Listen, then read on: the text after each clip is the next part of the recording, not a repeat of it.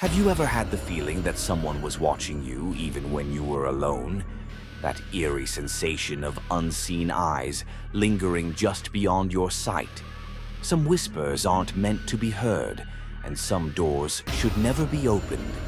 This is the story of Ethan Cole, and the night he made a mistake he would never forget. Chapter 1. The First Knock. Ethan had always been a night owl.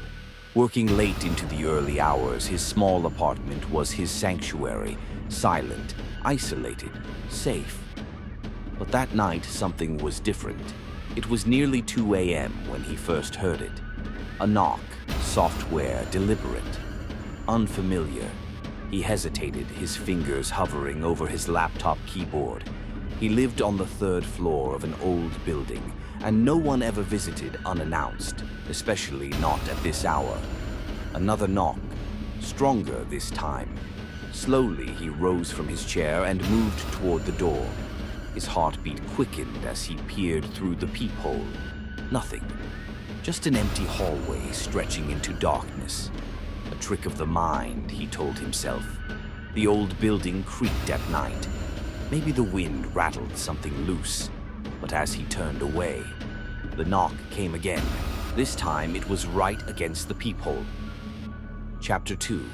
The Whisper. A cold chill ran through him. "Who's there?" he called, his voice steadier than he felt. Silence.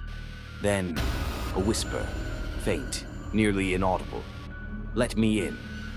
Ethan froze. The words weren't spoken like a request. They were something else. A demand wrapped in something that felt almost hungry. He swallowed hard, pressing his back against the door. "You've got the wrong apartment," he said. A pause. Then the voice spoke again, closer this time. "I know you're alone." His stomach twisted. He hadn't heard footsteps, hadn't seen a shadow move under the door. Whoever, or whatever, was out there wasn't normal. He did the only thing that made sense. He locked the deadbolt. Chapter 3. The Presence. Ethan sat back at his desk, trying to shake the unease. Maybe it was some drunk neighbor or a prank, but the thought didn't settle him.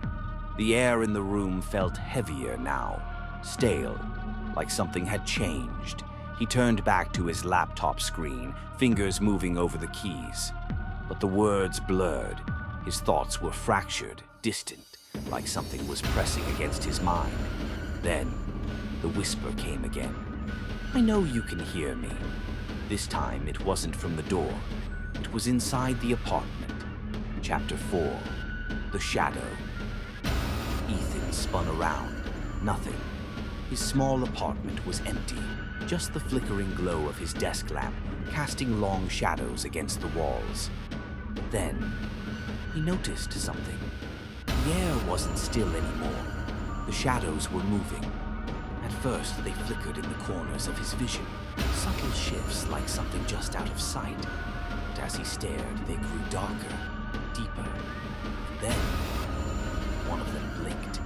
He scrambled back, knocking over his chair. The shadow wasn't just a trick of the light. It was watching him.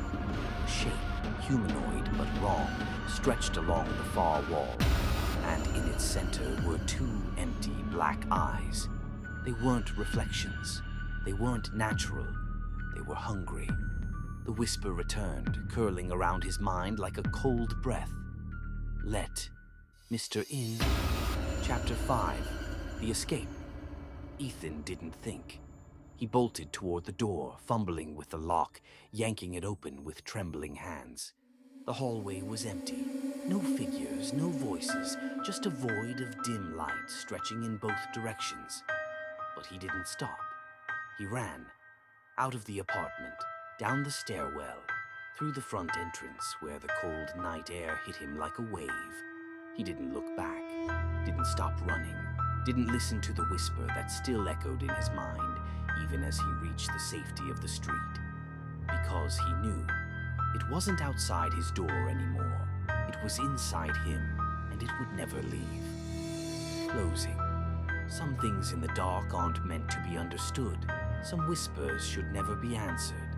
And some doors, should never be opened.